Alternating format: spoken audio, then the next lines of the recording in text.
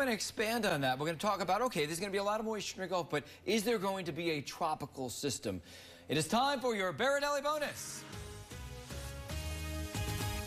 If a tropical system were to form, this is typically where it would happen during the month of June, the Gulf of Mexico and the northern part of the Caribbean. In fact, we go back to 1970, you can see almost all the tracks are close to home. There's very few out in the Atlantic Ocean.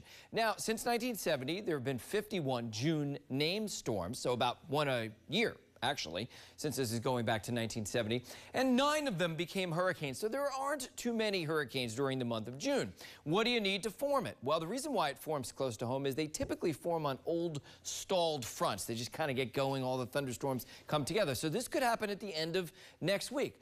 Elsewhere, they form sometimes when these cut-off upper-level lows kind of linger around for days, and we'll also have one over the Gulf of Mexico next week. And then lastly, it's typically, this is how most storms form, these seedlings are these tropical waves, but this time of year, there's usually a lot of dust. And there's a decent amount of dust out there right now, Saharan dust, but actually, it's just been near or below normal so far this season. So let's talk about the setup as we head into next week. We're going to have a tropical wave moving off the Yucatan, a lot of moist flow on the eastern side moving towards the state of Florida. That's great news.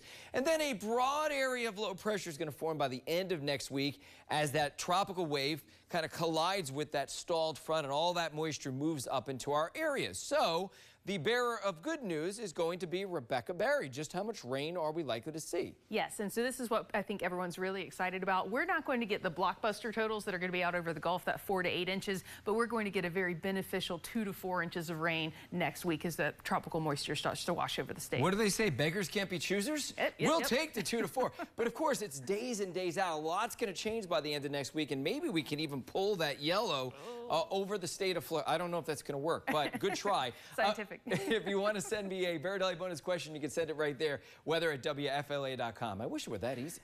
Me too. Thanks.